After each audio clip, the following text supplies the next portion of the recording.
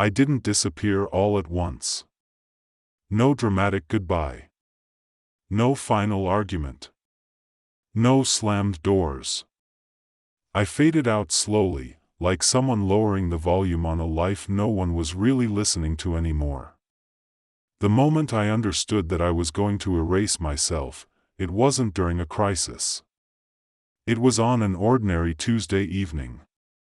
I was standing in my kitchen, holding a cup of coffee that had already gone cold, staring at a wall I had looked at for years without ever seeing. And suddenly I realized something terrifyingly simple: nothing in my life actually required me anymore. My job would replace me within weeks. My friends had learned to live without my presence. My family loved an idea of me that no longer existed. And I had learned how to survive without wanting anything. People think regret comes from one big mistake. It doesn't. Regret grows from thousands of small decisions you make while telling yourself, "This is fine. I'll fix it later." Later becomes years. Years become a life you don't recognize. I used to believe I was patient, responsible, mature. In reality, I was afraid. Afraid of choosing the wrong thing. Afraid of disappointing people. Afraid of wanting more than I was allowed to want. So I chose safety. Over and over again. I chose the job that paid the bills instead of the one that made me feel alive. I chose relationships that were quiet instead of honest. I chose silence instead of conflict. I chose comfort instead of truth. And every time I did, I told myself I was being smart. What I didn't realize was that I was slowly trading pieces of myself for stability. No one warned me that stability can become a cage if you never question why you're inside it. By my early 30s, my life looked respectable from the outside. Predictable schedule. Clean apartment. No scandals. No disasters. People said things like, "You're doing well," and I nodded because correcting them felt exhausting.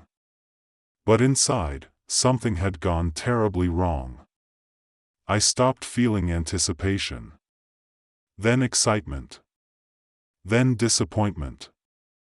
Eventually, I stopped feeling fear too. And when fear disappears, it doesn't mean you're brave.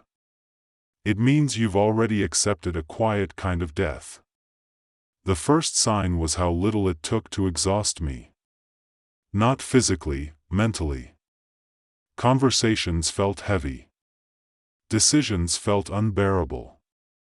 Even small choices like what to eat or where to go felt like tasks I didn't have the strength to complete. At night, I would lie in bed and replay moments that hadn't even happened yet, imaginary conversations where I finally told the truth, finally left, finally chose myself. In my head, I was courageous. In real life, I woke up and followed the same routine like a well-trained animal. I told myself I was waiting for the right moment. But deep down, I knew the truth: I was waiting for permission. The breakdown didn't come as a scream or a collapse. It came as numbness. A dull, constant pressure behind my eyes. A sense that time was moving forward without me, dragging my body along while my mind stayed somewhere else. One evening, I sat on the floor of my shower, water running, fully clothed, because standing felt impossible. I wasn't crying. I wasn't panicking. I was just empty. And in that emptiness, a thought appeared, calm and terrifying: if I disappeared, nothing would really change. That thought should have scared me. Instead, it felt like relief. I started imagining what disappearance could look like. Not death. Never death. I didn't want to stop existing. I just wanted to stop being this version of myself. I wanted a clean break without the mess of explanations. No apologies. No confrontations. No dramatic exits. Just silence. I began noticing how easy it would be. How few people actually checked in. How many relationships were built on habit rather than presence. I tested it, without meaning to, replying later, canceling plans, becoming less available. No one asked why. That was the moment I understood something devastating. I had already been disappearing for years. The decision formed slowly, like fog. I didn't tell anyone. I didn't even fully admit it to myself. I just started preparing. I reduced my life to essentials. Sold things quietly. Closed accounts. Learned how to live with less. Every object I removed felt like shedding a layer of a person I no longer wanted to be. I told myself I was simplifying. In reality, I was erasing evidence. At night, guilt would creep in. I would imagine the confusion. The unanswered questions. The people wondering what they had missed. And for a moment, I would almost stop. But then another thought followed, colder and sharper. They didn't notice while I was here. Why would they notice when I'm gone? That thought sealed it. The night before I left, I sat alone in my apartment, lights off, listening to the distant sound of traffic. I realized I wasn't afraid. Not of leaving. Not of being alone. Not even of failing. I was afraid of staying. Because staying meant continuing a life built on compromises I no longer believed in. Staying meant waking up in 10 more years, older, quieter, even more invisible. Leaving was the only honest thing I had done in a long time. I packed a small bag. No photos. No keepsakes. Just clothes, documents, and a notebook I had never written in. When I closed the door behind me, there was no dramatic moment. No music. No tears. Just a strange, hollow calm. I didn't know who I would become. I only knew who I refused to remain. And that was enough to take the first step into a life where no one knew my name. The first weeks after I disappeared felt unreal, like I was watching someone else's life through a fogged window. I moved through unfamiliar streets, slept in places that didn't smell like me, learned new routines without any emotional weight attached to them. No memories clinging to corners. No history pressing against the walls. Freedom didn't arrive as joy. It arrived as silence. I had expected relief. Maybe excitement. Instead, there was an unnerving emptiness. When no one knows who you are, there is no one to perform for, but there is also no one to confirm that you exist. I realized how much of my identity had been built through reflection. Through reactions. Through expectations. Without those, I felt unfinished. Undefined. Like a sentence that never reached its verb. I changed my name, not because I hated my old one, but because it carried too much history. Too many assumptions. Saying a new name out loud felt awkward at first, like wearing someone else's coat. But slowly, it stopped feeling like a lie. I took work that required nothing from me emotionally. Quiet jobs. Invisible roles. I became skilled at not standing out. At being reliable but forgettable. It was easy. Too easy. At night, I wrote in the notebook I had brought with me. Not stories. Confessions. Pages filled with sentences that began with "I should have," and "I was afraid to," and "I stayed when I should have left." I wrote about the relationships I had slowly suffocated by avoiding difficult conversations. About the moments when honesty would have changed everything, and how I chose silence instead because silence felt safer. I told myself I was starting over. But the truth was more complicated. You can change your location. You can change your name. You can change your routine. But regret is stubborn. It travels light. I began to notice how often my mind drifted backward. Not to the happiest moments, but to the ones where I almost chose differently. Almost said yes. Almost walked away. Almost fought for something. Those almosts followed me like ghosts. Sometimes, I would imagine bumping into someone from my old life. I would rehearse what I might say. How I would explain my disappearance. In every version, I sounded calm and reasonable. In reality, I knew I would probably say nothing. I had always been good at disappearing inside conversations too. The irony wasn't lost on me. I had escaped a life of quiet despair, only to recreate it in a different setting. The difference was this: now, the responsibility was mine alone. No expectations meant no excuses. Months passed. Seasons changed. I watched people form connections around me, quick friendships, casual intimacy, shared routines. I stayed on the edges, polite but distant. I told myself I needed time.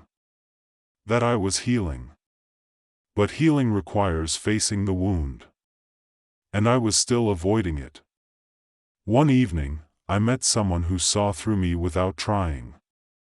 Not because they were perceptive, but because I had stopped hiding properly. We talked in fragments. Long pauses. Half-finished thoughts. It felt dangerously real. At some point, they asked a simple question: so what made you leave your old life? The room felt smaller. My chest tightened. I opened my mouth to give a safe answer. Something vague. Something untrue but acceptable. Instead, I said nothing. The silence stretched. Not uncomfortable, honest. And in that silence, I understood something crucial: disappearing hadn't solved my problem.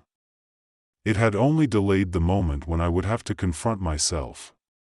That night, I couldn't sleep. I lay awake, listening to unfamiliar sounds, thinking about how easily I had abandoned everything without ever fully owning why. I hadn't left because I was brave. I had left because I was tired of choosing. There's a difference. A second chance isn't a gift. It's a responsibility. And I had been treating mine like a hiding place. The realization hurt more than the regret. Because it meant that starting over wasn't enough. Not unless I was willing to live differently.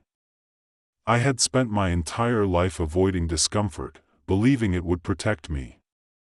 All it had done was teach me how to disappear quietly. I asked myself the question I had avoided for years: if no one is watching, who do I choose to be? The answer didn't come immediately.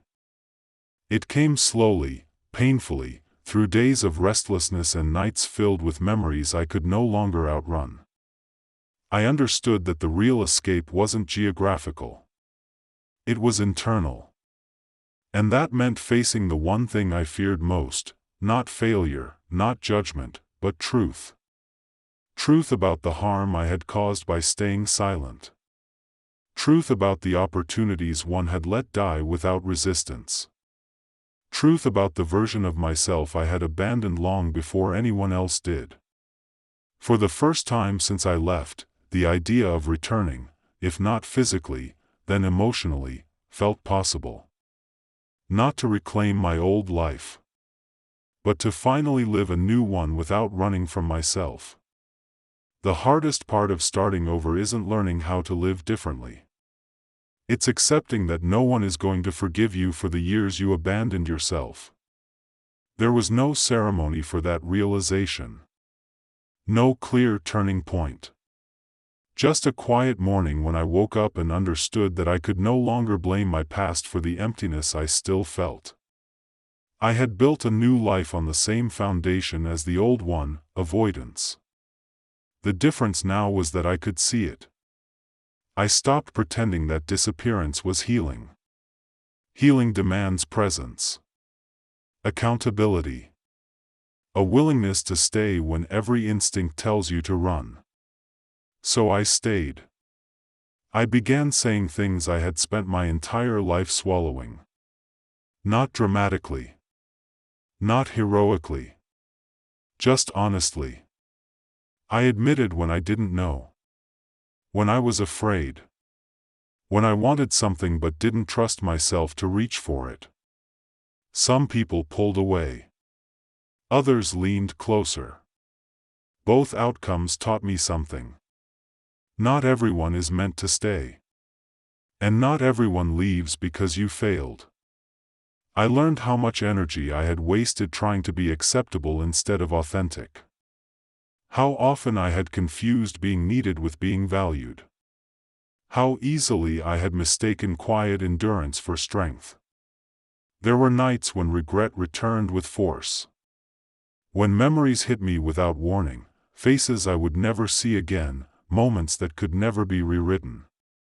I stopped fighting those memories. Regret, I learned, isn't there to punish you. It's there to inform you. It shows you where you betrayed yourself. I never went back to explain my disappearance. Not because I didn't care, but because explanations can become another form of hiding. Some people deserved closure. Others deserved honesty I had never given them before, but honesty now would only serve my conscience, not their healing. That was another hard lesson. Sometimes the ethical choice is to live better, not louder. Over time, my new life stopped feeling temporary. The city became familiar. The routines felt earned. My name, this new name, started to sound like it belonged to me. I was no longer invisible, but I was no longer performing either. And slowly, something I hadn't felt in years returned. Responsibility. Not the heavy kind. The quiet one. The kind that asks you, every day, to choose again. To stay awake. To remain present even when life becomes uncomfortable. I understood then that my second chance wasn't about fixing the past. It was about refusing to repeat it. I had spent years believing that missing opportunities meant my life was already decided. That lost time was proof of permanent failure. That belief had almost erased me. The truth is harsher and kinder. You don't get unlimited restarts. But you do get moments of clarity. And what you do after those moments matters more than everything that came before. I still live with consequences. With unanswered questions. With people who will never know what happened to me, or why I vanished. But I also live with intention now. I choose honesty even when it costs me comfort. I choose presence even when silence feels easier. I choose to stay. Because disappearing taught me something I couldn't learn any other way. You can erase your life without dying. But you cannot live again unless you are willing to be seen, even by yourself. And every morning I wake up knowing that I am no longer running. Not from my past. Not from my regret. Not from who I am becoming. That is my confession. And that is my second chance.